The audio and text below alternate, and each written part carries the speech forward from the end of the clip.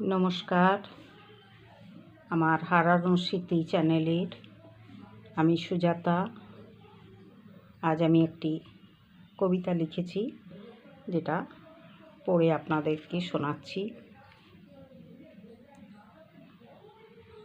ভালো লাগুক বা না লাগুক, সম্পূর্ণ কবিতাটা স্কিপ করে দেবেন না, একটু শুনবেন কষ্ট করে। যদি ভালো না লাগে অবশ্যই আমাকে কমেন্ট করে জানাবেন, আমার ভুল দোষ ত্রুটিগুলো ধরিয়ে দেবেন।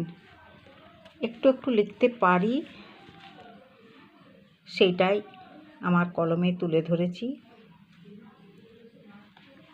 যা হোক, আপনাদের অমূল্য সময় আমি নষ্ট করব না। আমি আমার যে কবিতাটা লিখেছি সেটা নাম দিয়েছি চিন্তা। চিন্তা ছাড়া প্রতিটি মানুষ বাঁচতে পারে না, সেটা আমরা সবাই জানি। সেই চিন্তা নিয়েই আমি আজ আমার এই কবিতাখানা লিখেছি। চিন্তা। চিন্তা মানে কপালে ভাঁজ, চিন্তা মানেই কষ্ট, চিন্তা এলেই বুকের ভেতর অসহ্য অতিষ্ঠ, চিন্তা এলেই ভীষণ রকম রাগে ফেটে পড়া, চিন্তা হলেই কথাগুলো হয় ভীষণ রকম কড়া,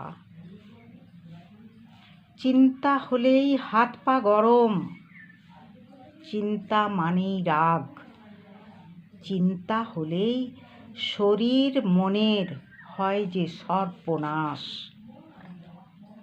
সবই জানি চিন্তা এমনই, সরালে সরে না, বিপদ শুধু বাড়ায়, চিন্তা এলেই কি করি না করি নিজেই নিজের খেই হারাই।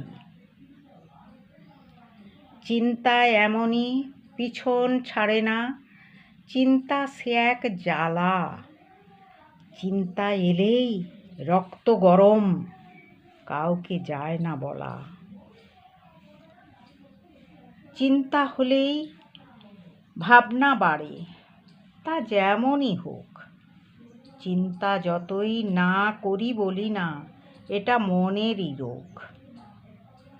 চিন্তা অনেকেই আমার তোমার, চিন্তা হবেই হবে, চিন্তাকে দূরে সরানো কখনোই না যাবে।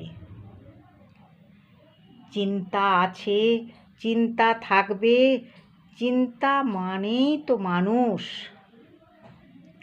সব কিছু মানিয়ে নিয়েই চলতে হবে, জীবনকে করোনা ফানুষ। সমাপ্ত। আমি ছোট্ট কবিতাটা লিখেছি, কেমন হলো আপনারা অবশ্যই কমেন্ট করে, লাইক করে, শেয়ার করে জানাবেন।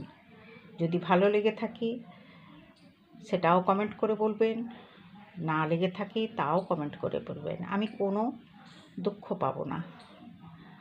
আর যদি ভালো হয় তাহলে চ্যানেলটাকে একটা সাবস্ক্রাইব করে দেবেন, আমার লেখাটাকে আরও চালিয়ে নিয়ে যাওয়ার জন্য অনুপ্রেরণা দেবেন। আবারও জানাই আপনাদেরকে নমস্কার।